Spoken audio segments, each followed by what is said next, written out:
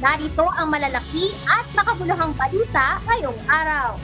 Hataw Balita ngayon. Bad news po para sa mga motorista dahil magkakaroon pong muli ng malakihang pagtaas sa presyo ng mga produktong petrolyo ang mga kumpanya ng langis bukas sa araw po ng Martes, June 25. Pati sa inisyal na pagtaya ng mga oil company, maaaring tumaas ng piso at 60 sentimos hanggang piso at 80 sentimos ang presyo ng kada litro ng diesel. Magkakaroon din ng price hike na aabot sa piso at 30 sentimos hanggang piso at 50 sentimos ang kada litro ng gasolina. Samantalang sa kerosene naman, inaasahan ng malakihang taas presyo na aabot sa piso hanggang piso at 20 sentimos kada litro. Mamaya po i-aanunsyo ng mga kumpanya ng langis ang final price adjustment na ipatutupad nila bukas. Ayon po sa industry players, bunsod pa rin ito ng pabago-bagong galaw sa presyo ng langis sa international market. Nakakaapekto rin sa big-time oil price hike ang nangyayaring digmaan sa iba't ibang bansa, partikular sa bandang Middle East. Hataw Balita ngayon. Formal nang tinanggal sa Partidong Nationalist People's Coalition o NPC si suspended Bamban Tarlac Mayor Alice Guo. Kasunod ito ng ipinataw na 6-month suspension ng Office of the Ombudsman laban sa kanya at sa kinakaharap nitong human trafficking charges na inihain naman ng Presidential Anti-Organized Crime Commission o PAOCC at ng Philippine National Police Criminal Investigation and Detection Group o PNP-CIDG. Sa liham na nilagdaan ni NPC Chairman Vicente Tito Soto III noong Sabado, June 22, pinag-utos kay Secretary General Secretary Mark Leandro Mendoza ang pagpapatupad ng kautusan para mapaalis ang suspendidong alkalde sa partido. Binigyan din sa sulat na ipapadala kay Tarlac Governor Susan Yap na hindi ito ito-tolerate ng NPC ang anumang gawain na labag sa batas o ang di maayos na imahe ng sinuman sa kanilang mga miyembro. Hataw Balita ngayon. Hinalaan kahapon June 23 ni Philippine National Police Chief Police General Romel Francisco Martil ang mga pulis na magpoprotekta sa mga illegal Philippine offshore gaming operator o POGO sa bansa. Hinigyang diin ng opisyal ay patutupad ng organisasyon ang karampatang disciplinary action laban sa sinumang tauhan ng PNP na mapapatunayang nagtatanggol sa iligal na POGO. Sa isang pahayag, tiniyak ni PNP Chief na gagawin nila ang lahat para masigurong isinasabuhay ng mga pulis ang integridad sa pagganap ng kanilang tungkulin. Nagpahayag naman ng suporta si Interior Secretary Benford Abalos sa adhikain ng PNP na maipakita ang katapatan sa kanilang tungkulin lalo na sa pagpapatupad ng batas. Hataw Balita ngayon. Tiniyak ni Pangulong Ferdinand Marcos Jr. kahapon, June 23, na mayroong matibay na pinanghahawakan o legal grounds ang mga claim ng Pilipinas sa West Philippine Sea o WPS. Inihayag ito ni PBBM sa ginawang pagbisita nito sa mga sundalong hinaras ng China Coast Guard kamakailan sa kanilang nagdaang resupply mission sa Ayungin Shoal. Iginit ito ang kanyang pangako sa bayan mula noong maluklok siya sa posisyon na gagawin ito ang lahat ng paraan para maingatan at ipagtanggol ang teritoryo ng bansa, lalo na't nakapanig sa Pilipinas ang international law. Masaya namang ibinalita ni Pangulong Marcos na kinikilala ng international community ang teritoryo at Exclusive Economic Zone o EEZ kung saan magagamit ng mga Pilipino at kanilang karapatan at soberanya. Hataw Balita ngayon. Pinaiimbestigahan na sa Senado ang nangyaring agresibong aksyon ng China Coast Guard laban sa mga tauhan ng Philippine Navy sa Ayungin Shoal noong June 17 kung saan ilang Pilipinong sundalo ang nasugatan at nasaktan. Ayon kay Presidential Sister at Senator Amy Marcos na siyang chairperson ng Senate Committee on Foreign Relations, Dapat mabusisi ang nangyaring insidente upang matukoy kung papaano mas mapoprotektahan ng gobyerno ang mga Pilipino tuwing may rotation at resupply mission sa lugar. Bukod dito, dapat din matukoy kung ano ang mga dapat baguhin sa kasalukuyang estratehiya ng gobyerno ng Pilipinas upang mas epektibo at ligtas na maigiit ang sovereign rights ng bansa. Kinakailangan siguro alamin kung ano talaga ang nangyari, kung talagang nagkaroon ng sagupaan at talagang inapi yung mga Pilipino, nakita naman natin, nasaktan. Kaya't alamin natin para hindi na maulit. Sa lahat ng ayokong mangyari, magkaroon ng enkwentro, ng karahasan, ng gulo, ng digmaan dito sa ating bansa. Nakakatakot na itong init. The escalating tensions in the West Philippine Sea as well as the Taiwan Straits are very troubling, and I'm deeply concerned that this could result in more and more violent incidents in the near future. We should exercise all caution. We want a full briefing. Kung kinakailangan ng executive session, handa kami. Hataw Balita ngayon. Hilinaw ni dating Vice President Leni Robredo na wala itong planong kukandidato sa pagkasenador sa darating na 2025 midterm elections. Ayon sa dating Vice Presidente, desidido na siyang tumakbo bilang alkalde ng Naga City sa susunod na halalan. Aniya, nagpaalam na siya sa Partido Liberal at sinabing hindi na talaga siya magsesenador. Sa opisyal na pahayag ng Liberal Party, sinabi nito na nirerespeto nila ang desisyon ni Leni Robredo na huwag ng kumandidato sa pagkasenador. Gayunman, handa pa rin ang LP na suportahan ang mga plano at hangarin ni Robredo. Hataw Balita ngayon. Inihayag ng transport group na Manibela na posibleng sabayan nila ulit ng protesta ang nakatakdang State of the Nation Address o SONA ni Pangulong Ferdinand Marcos Jr. sa susunod na buwan. Ayon sa grupo, patuloy nilang ipararating sa gobyerno ang kanilang hinaing at ipapanawagan sa Pangulo ang pagrepaso sa Public Utility Vehicle Modernization Program o PUBMP. Patuloy pa rin nilang panawagan na ibalik ang 5 taong bisa ng prangkisa at tutol din sila sa naging deadline ng franchise consolidation na tila naging sapilitan. Baka, hindi natin alam. Baka pwede na mananawagan ulit tayo, magpoprotesta para ipanawagan na mahal na Pangulo, mali yung binibigay sa datos.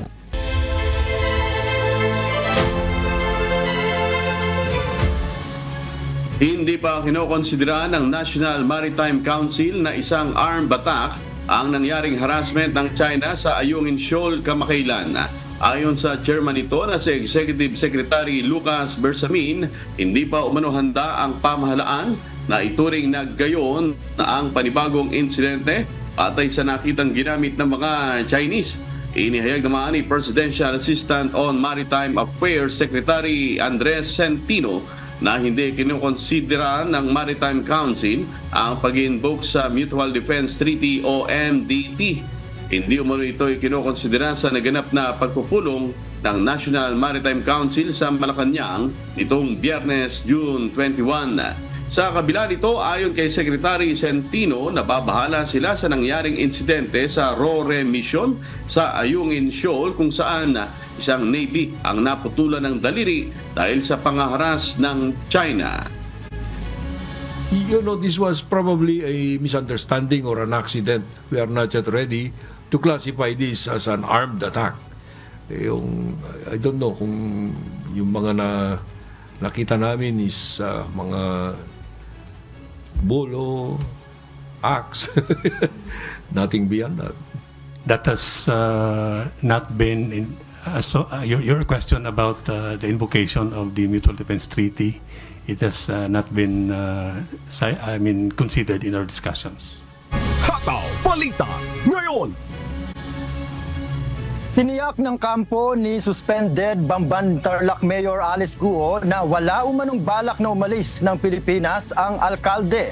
Inilabas ang pahayag sa gitna ng kinakaharap ni Mayor Guo na formal na reklamo sa Department of Justice dahil sa sinasabing papel nito sa operasyon ng iligal na pogo sa kanilang bayan.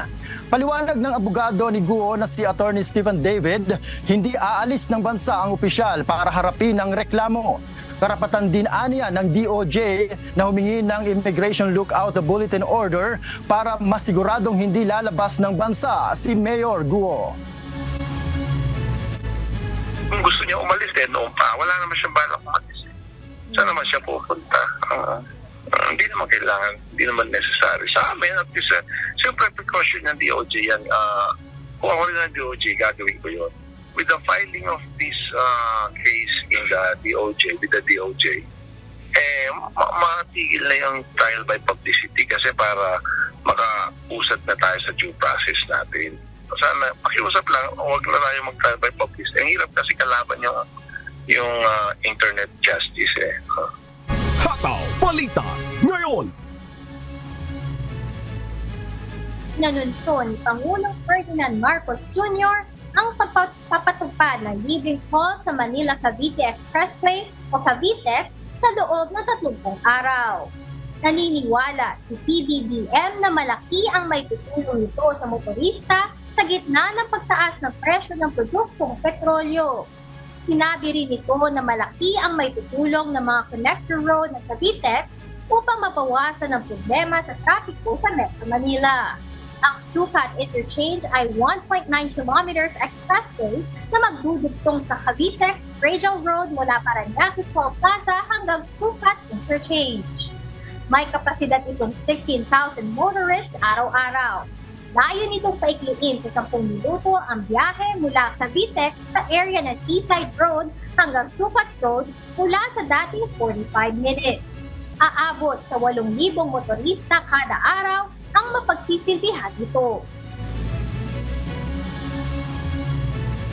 That the PRA or the Philippine Reclamation Authority, as operator of the Cavitex, proposed to suspend the collection of toll fees for all types of vehicles passing through the Manila-Cavite Toll Expressway in Taguig, Parañaque, Las Piñas, Bacoor, and Kawit for 30 days.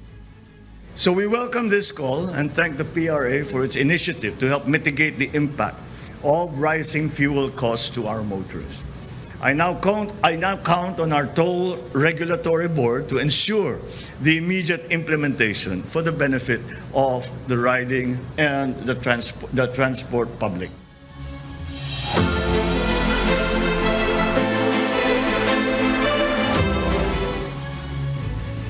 Nasawi ang 3 miyembro ng New People's Army o NPA matapos ang nangyaring engkwentro sa pagitan ng rebeldeng grupo at mga sundalo sa bayan ng Tuwi, Batangas. Si Benedict Samson humahataw. Hataw Balita ngayon.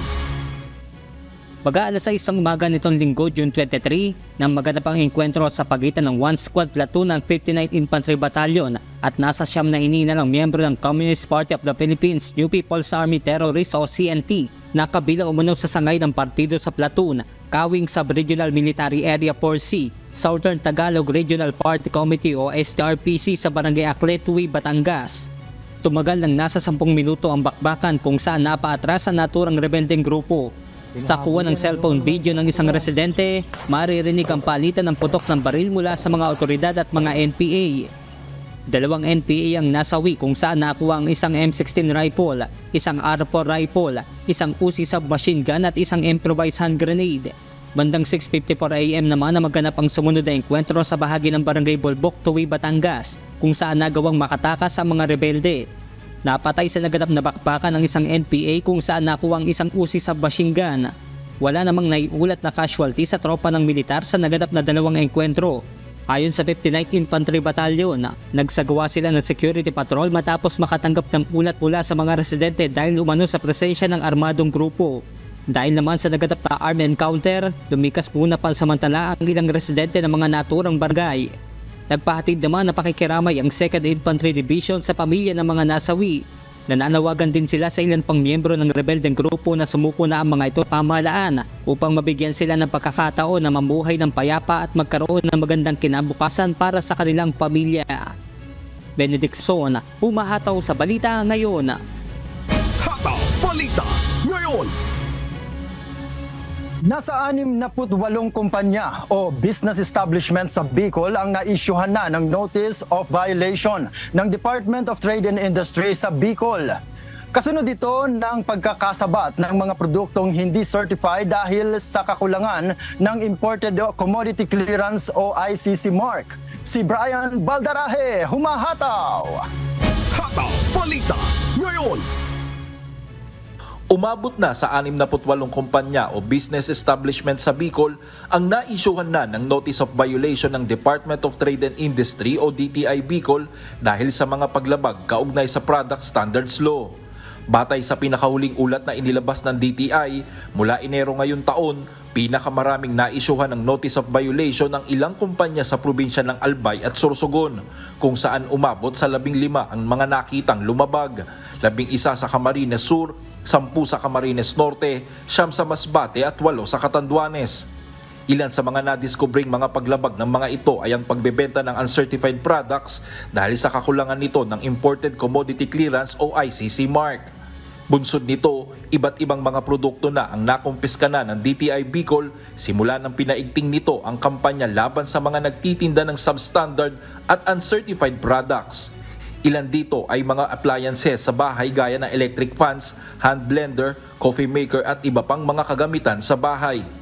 Meron ding mga kinumpiska na mga construction material gaya ng mga plywood, carbon steel, wire, PVC pipe at iba pa. Ayon sa DTI Bicol, aabot sa 1.8 milyong halaga ng mga iba't ibang produkto ang nakumpiska na ng ahensya simula January hanggang June 2024. Kaugnay nito, nanawagan ng DTI sa mga Bicolano na mas maging maingat sa pagbili ng mga produktong nakasusunod sa Product Standards Law. Magpapatuloy din ang ginagawang monitoring ng ahensya sa iba't ibang lugar sa rehiyon kaugnay sa mga kalidad ng mga produktong ibinebenta sa mga business establishment sa Bicol. Nakiusap din ito sa publiko na iparating sa kanilang opisina kung may nakikitang mga establisamento na patuloy na lumalabag sa pagbebenta ng mga uncertified products. Brian Baldarahe, humahataw sa Balita Ngayon.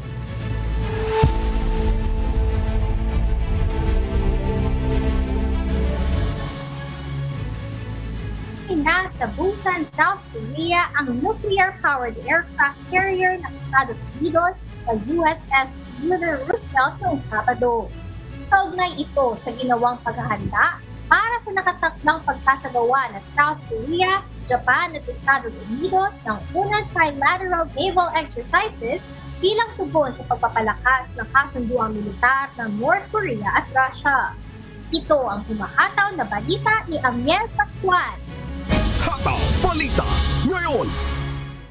Dumating na sa Busan Naval Port, South Korea ang American aircraft carrier na USS Theodore Roosevelt noong Sabado, June 22. Kasabay ng nasabing nuclear-powered aircraft carrier ang dalawang barkong pandigma ng Estados Unidos na Aegis Destroyer USS Halsey at USS Daniel Inouye.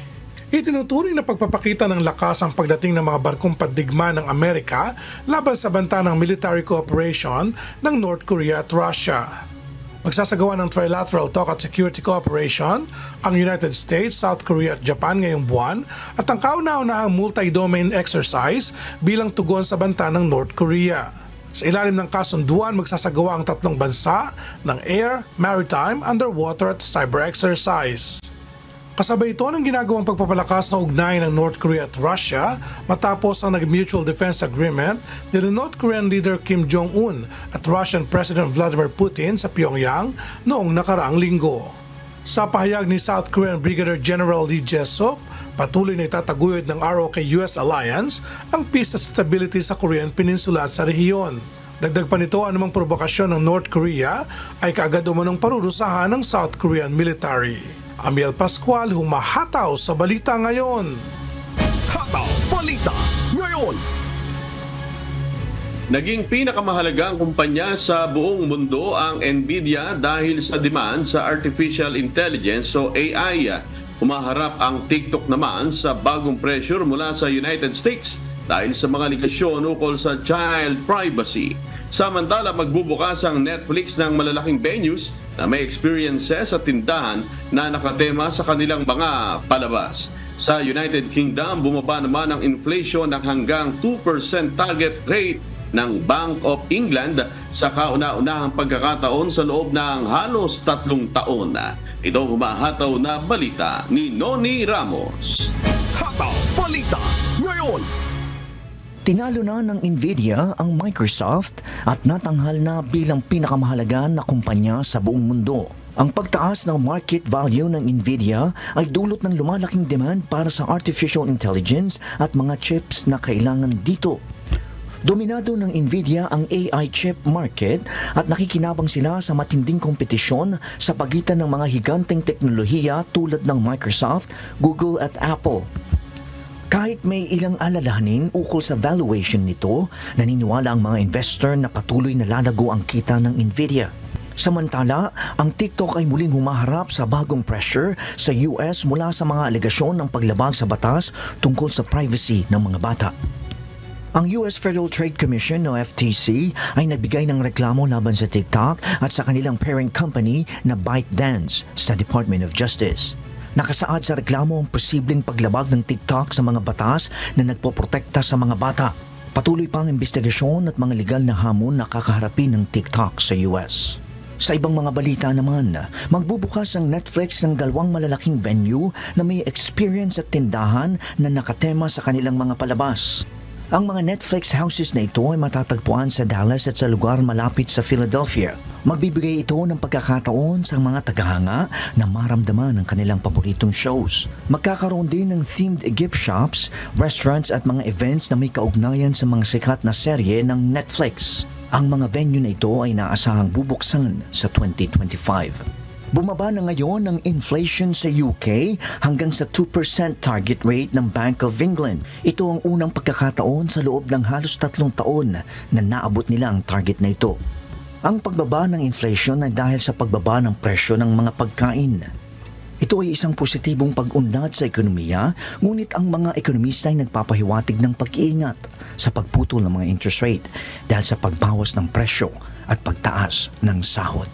Noni Ramos, humahataw sa balita ngayon.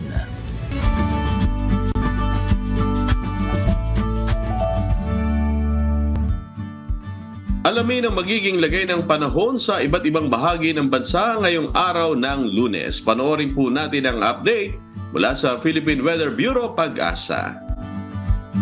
Sa ating latest satellite images, patuloy pa rin yung pag-iral ng southwest monsoon o hanging habagat na siyang nakakaapekto partikular na sa may kanlurang bahagi ng southern Luzon. Inaasahan pa rin natin itong hanging habagat na magdadala ng maulap na kalangitan na mas malaki yung tsansa ng mga pag-ulan partikular na sa bahagi ng Palawan. Samantala, inaasahan natin na sa mga susunod na araw at sa araw din na ito ay posibleng magsimula naman ang pag-iral ng easterlies. Mas makakaapekto na yung easterlies o yung hangin nagmumula sa karagatang Pasipiko. Kaya yung mga kababayan naman natin dito sa may bahagi ng Eastern Visayas, Surigao del Norte at gayon din sa Dinagat Islands, malaki yung tsansa na magiging maulap yung kalangitan sa lugar ninyo na may mga kalat-kalat na mga pag-ulan, pagkid at pagkulog. Samantala, inaasahan nga natin na medyo hina pa rin itong hanging habagat at dahil doon itong easterlies nga o yung hangin nagbumula sa karagatang Pasipiko ang siyang makakaapekto sa ating bansa sa mga susunod na araw. Pati yung bahagi ng Bicol region, posibleng maging maulap yung kalangitan sa mga susunod na araw. Samantala, sa iba pang bahagi nating bansa, sa Luzon, Visayas at Mindanao, posible pa rin yung mga isolated rain showers and thunderstorms. Kaya wag na tayo magtataka kapag may mga thunderstorms sa hapon hanggang sa gabi, lalo na sa panahon pa rin naman tayo ng tag-ulan. Bagamat posible pa rin na medyo mainit yung tanghali natin. Samantala, base pa rin sa ating mga pinakahuling datos ay wala pa rin tayong minomonitor na anumang low pressure area. Malit pa rin dyan sa magkaroon tayo ng bagyo sa mga susunod na araw, at least in the next 3 days. Wala pa rin tayong nakataas na gale warning sa anumang bahagi ng ating kapuluan. Kaya sa mga kababayan natin na maglalakbay sa ating karagatan, ligtas naman pumalaot yung mga sasakyang pandagat kahit yung malilit na mga bangka sa mga baybayin ng ating bansa. Subalit iba yung pag-iingat kapag meron tayong mga thunderstorms na biglang maaaring magpalakas ng alon ng ating karagatan. Ang araw naman natin, sisikat ganap na 5:29 na umaga at lulubog 6:28 ng gabi. At napanood po natin ang update mula kay Pag-asa Weather Specialist Obet Badrina. Tandaan, sa bawat araw na ating nasisilayan, tayo magpasalamat sa Diyos na may lalang.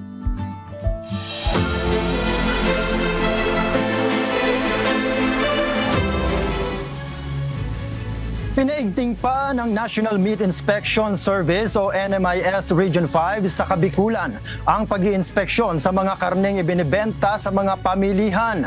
Layunin ng hakbang na matiyak na ligtas sa double dead meat ang mga mamimili sa Bicol Region. Si Jerry Galicia humahataw! Hataw Balita ngayon!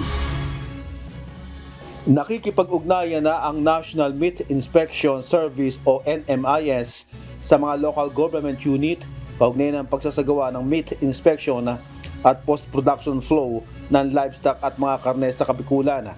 Pinaiigtin din ng NMIS Bicol ang paglulunsad ng task force sa pagsasagawa ng inspeksyon sa mga pamilihang bayan sa rehiyon. Layo ng nasabing hakbang na matiyak na walang anumang ibinebentang hot meat o double dead na karne sa merkado. Ayon naman kay NMIS Bicol Director Dr. Alex Templo Nuevo, nangunguna pa rin ang Bicol Region sa pagpapatupad ng inspeksyon ng mga karne sa buong bansa. Kabilang sa mga lugar na ito ang mga syudad ng Sorsogon, Legazpi at Naga sa pagbibigay ng maayos na sistema ng meat inspection sa Pilipinas. Patuloy naman ang pagbibigay ng technical assistance ng NMIS Bicol sa mga lokal na pamahalaan. Samantala, batay sa tala ng NMIS Region 5, ang Bicol Region ang may pinakamaraming slaughterhouse project sa bansa sa ilalim ng administrasyon ng Pangulong Ferdinand Marcos Jr. Sa ilalim ito ng Philippine Rural Development Project ng Department of Agriculture sa pagtatayo ng mga naturang pasilidad. Mayroong 11 slaughterhouse na pinapagawa sa iba't ibang probinsya sa rehiyon. Kabilang dyan ang slaughterhouse sa Isla ng Catanduanes na may halagang pondo na umaabot sa 44 milyong piso. 44 milyong piso din ang pondo sa bayan ng Buhi sa Camarines Sur at 50 milyong pisong alokasyon naman ang nakalaan para sa Tabaco, Albay. Lahat naman ng pasilidad ay disaster resilient, bunso ng madalas na tamaan ng kalamidad ang Kabikulan. Tiniyak naman ng NMIS Bicol na lahat ng probinsya sa rehiyon ay may magagamit na slaughterhouse. Jerry Galicia, humahataw sa Balita Ngayon. Hataw Balita ngayon! Dumaong kahapon, June 23, ang Heritage Adventurer International Cruise Ship sa siyudad ng Legazpi City sa Albay. Ito na ang pangalawang pagkakataon na may bumisitang mga dayuhan na sakay ng malalaking sasakyang pandagat upang masilayan ang ganda ng lungsod ng Legazpi. Nagmula pa sa New Zealand ang barkong ito at nagsasagawa ng ekspedisyon sa iba't ibang lugar sa buong mundo. Ito rin ang unang pagkakataon na makarating ito sa bansang Pilipinas. Bago makarating sa bansa, nauna itong dumating at tumigil sa Japan. Binubuo ito ng 76 na mga bisita at 11 crew na bumaba sa Bicol International Airport ang isasakay sa nasabing cruise ship. Masayang sinalubong naman ang mga bisita ng Sarongbangi Dance Troupe sa Sumlang Lake. Layo ng ekspedisyon na ito na maipakita ang ganda ng mga likas na yaman sa ating bansa. Pag-alis nito, susunod naman na bibisitahin ng grupo ang probinsya ng Masbate, Bohol at Siargao Island. Ryan Salatandol, humahataw sa Balita Ngayon.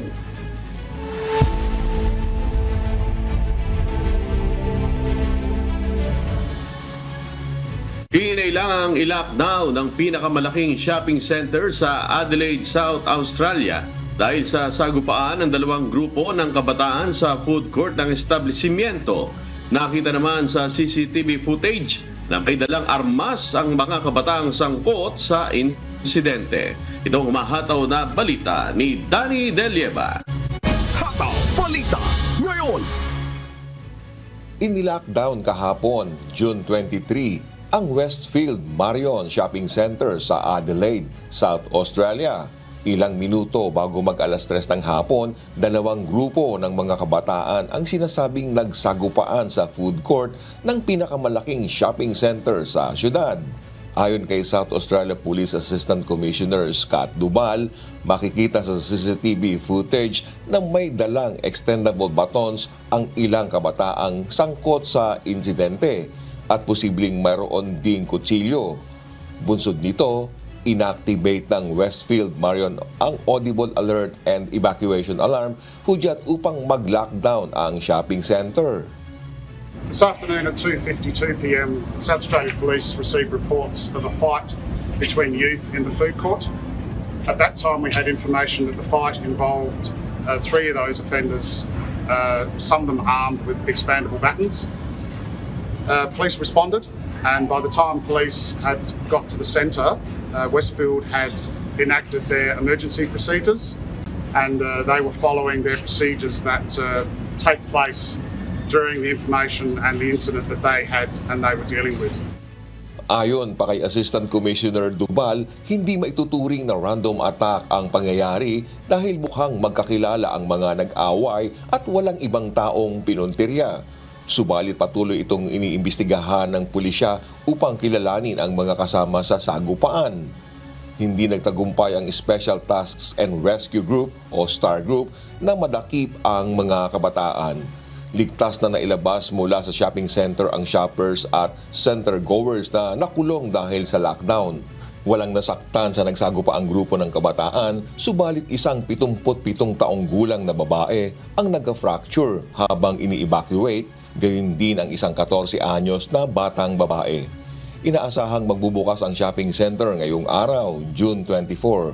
Samantala, ang lockdown ay nangyari wala pang 3 buwan ang nakalilipas mula nang maganap ang stabbing incident naman sa Westfield Bondi Shopping Center sa New South Wales na ikinasawi ng 6 na individual.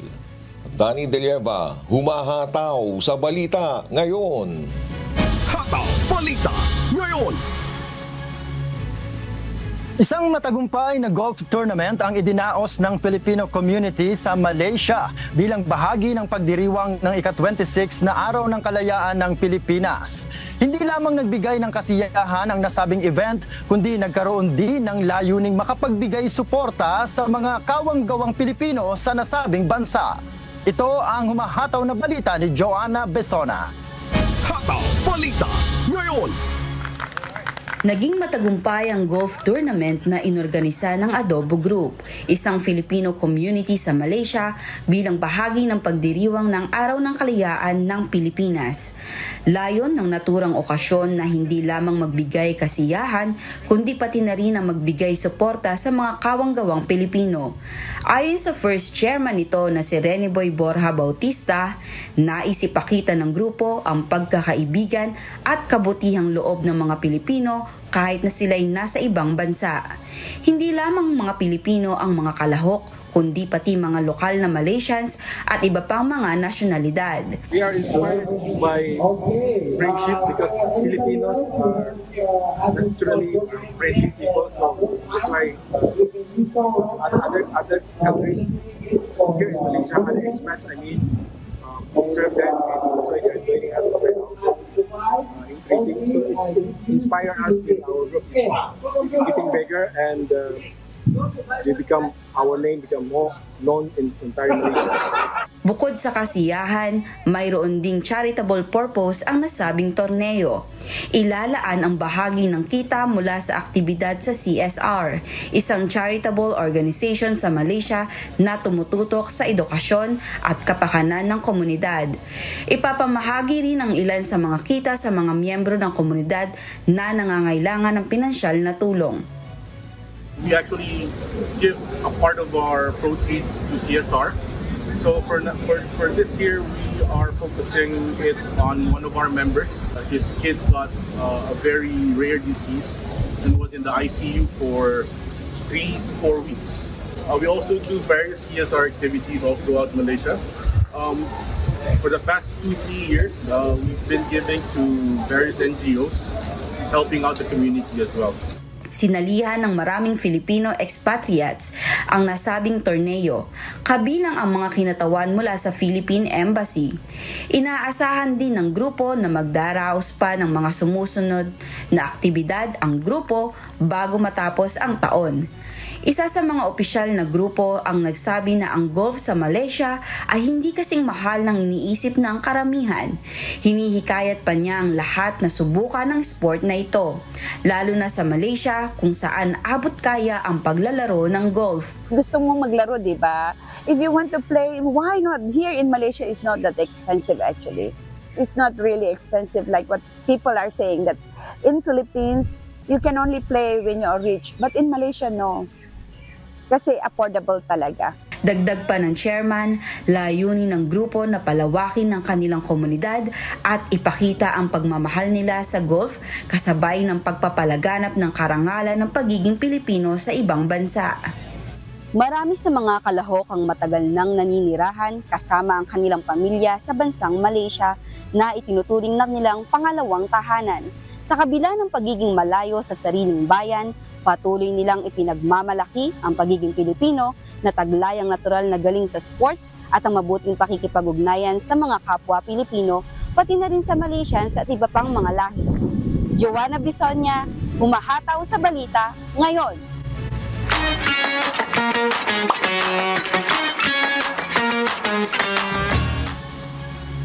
Magsasagawa ng Embassy on Wheels sa Hafar Al-Batin, Saudi Arabia. Magkakaroon naman ng Town Hall Forum kasama ang DFA official sa Philippine Embassy sa France. Ito ang humahataw na balita ni Lynn Perez. Hataw Balita ngayon! What's up, kabayan? Magsasagawa ng Embassy on Wheels sa Hafar Al-Batin sa Saudi Arabia sa June 28 at 29. Gaganapin ito sa Al-Shalal Hotel 2 sa Al-Muruj District, Hafar Al-Batin sa Saudi Arabia. Ilan sa mga serbisyong ipagkakaloob ay ang passport services at consular services gaya ng notarials at authentication of documents. Para sa iba pang impormasyon, bumisita lamang sa official Facebook page ng Philippine Embassy sa Saudi Arabia sa facebook.com/PHLNKSA. Inaanyayahan ang mga kababayan sa France na dumalo sa Town Hall Forum. Gaganapin ito sa June 29 alas 3 hanggang alas 4 ng hapon sa conference room ng Philippine Embassy sa France. Sa mga interesadong dumalo, mag-register lamang sa link na matatagpuan sa official Facebook page ng Pasuguan sa facebook.com/PHNFriends. Iniimbitahan naman ng mga kababayan natin sa San Francisco na suportahan ng solo art exhibition ng ating kababayan na isang sculptor na si Elaine Antonio Bordeaux. Gaganapin ang opening reception sa July 8 alas 6 ng gabi sa Kalayaan Hall sa Philippine Consulate sa San Francisco. Tatagal ang exhibition hanggang July 12. Sa mga nais dumalo ng exhibit opening, mag-register lamang sa link na matatagpuan sa official Facebook page ng Philippine Consulate sa San Francisco sa facebook.com/PHNSF. Magsasagawa ng Consular Outreach Mission sa Mississauga, Ontario, Canada sa July 20 sa Kalayaan Cultural Community Center sa Mississauga. Para mag-book ng appointment sa consular services gaya ng civil registry at dual citizenship and notarial services na kinakailangan ng personal appearance, mag-email lamang sa Consular Matters at philcongen-toronto.com. Lynn Perez, sumahataw sa balita ngayon. Hataw Balita ngayon! Hinagsa ng Pinoy fans ang formal na pagtatapos ng Men's Volleyball Nations League sa Mall of Asia Arena nitong weekend. Si Rina Villamor Camara, humahataw! Hataw Balita ngayon! Formal na nga nagtapos ang Men's Volleyball Nations League dito sa Mall of Asia Arena at mula sa 16 na kupunan, 8 kupunan lamang ang arangkada para sa quarterfinals at finals round na gaganapin naman sa susunod na linggo sa Poland. Isa namang successful sporting event ang pag-host ng bansa sa ikatlong pagkakataon ng Volleyball Nations League. Dinagsa ng madaming tagahanga ang Mall of Asia Arena upang masilayan ang kanilang mga paboritong kupunan at mga manlalaro. Sa weekend game, isang mahigpit na match ang nasaksihan sa pagitan ng Germany kontra Team USA. Dikit ang laban habang nagpapalitan ng puntos ang dalawang kupunan na magkasunod lamang sa team standings. Nakatulong ang mga atake sa harap ng net ni Matt Anderson na umabot sa 20 points, pati na rin ang kanyang 3 service aces dagdag pa sa 20 points na naibigay din ni TJ DeFalco. Nagwagi ang USA sa 4 na set sa scores na 25-23, 21-25, 26-24 at 25-23. Ang Germany naman natutuwa na maglaro sa harap ng kanilang Filipino fans at ito na rin ang maituturing na kanilang ensayo para sa nalalapit na Paris Olympics, kung saan muling makakapag-participate ang kanilang bansa matapos ang 12 taon na hindi sila nakapasok sa Olympic qualifying tournaments. Exciting match din ang pagtatagpo ng Brazil at France na umabot pa sa extended set sa second set. Tumagal ang match hanggang 5th set na nakuha din ng France ang panalo sa 16-18. Si Ricardo Lucarelli nagpasalamat sa suporta ng Filipino fans. Pinakapuno ang huling laro ng USA kontra Japan na parehong fan-favorite teams ng mga Pinoy. Naipanalo ng Japan ang match sa 3 straight sets dahil sa kanilang maayos na pagdig ng bola, mas maraming attack conversions at service aces. Highest scorer of the game sila Kento Miyaura at Masato Kai na nakapagbigay ng 18 at 16 points. Pasok na sa susunod na round ng Japan, samantalang ang Team USA babalik muna sa kanilang bansa bago ang 2024 Paris Olympics. Rina Villamor Camara, humahataw sa balita ngayon.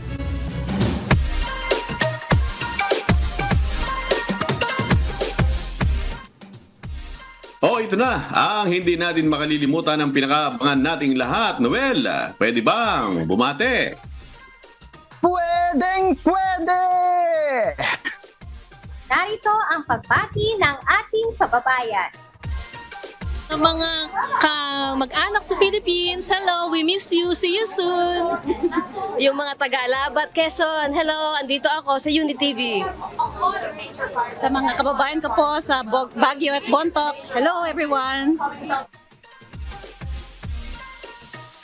Ayun, at sa atin namang shout out, happy Sabbath anniversary kay Brad Raymond Manzanares. Samahan nawa sa iyong paggawa, Noel.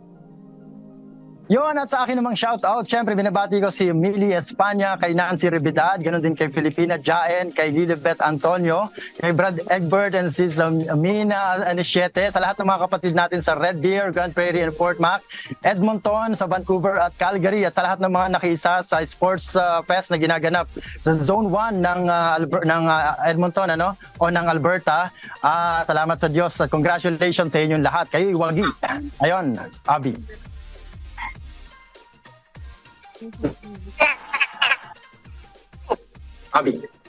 At sinashoutout ko rin ang aking daddy na nagdiriwang na kanyang birthday ngayong araw. Happy birthday sa iyo at mga kapatid sa Dallas, Texas at sa nalalapit na Fiesta ng Diyos.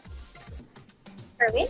Ayan, at shoutout din kay Brad Randy Prostero, Brad Michael si Brad Michael Salazar, ayan, at si Brad Marvin Natividad. Nag-viewing daw sila pagka hindi sila nakakapanood ng live, Noel at Tapi. Ayan. At syempre sa ating mga taga-subaybay sa buong Pilipinas at sa iba't ibang panig ng mundo, ganun din sa mga tagapakinig ng Hataw Balita ngayon sa Radyo Libertad 1350. Ayan, ihabol ko lang din, syempre special shoutout sa aking mahal na asawang si Erwina.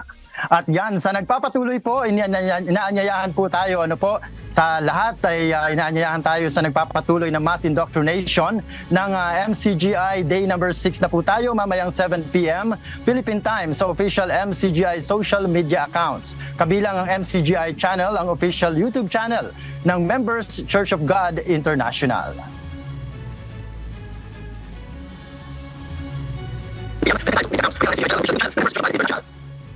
Patuloy rin po namin kayong inaanyayahan na makiisa sa Global Prayer for Humanity tuwing Lunes hanggang Biyernes alas 9:30 ng gabi. Ito po ay nakastream ng live sa lahat ng MCGI social media accounts. Ang Global Prayer for Humanity ay bukas po sa lahat, anuman ang inyong relihiyon o lahi. At sa aming ibabahaging mga salita ng Diyos na ating sandigan, mula sa Awit Kapitulo 36, talatang 3. Ang mga salita ng kanyang bibig ay kasamaan at karayaan. Iniwan niya ang pagkapantas at paggawa ng mabuti.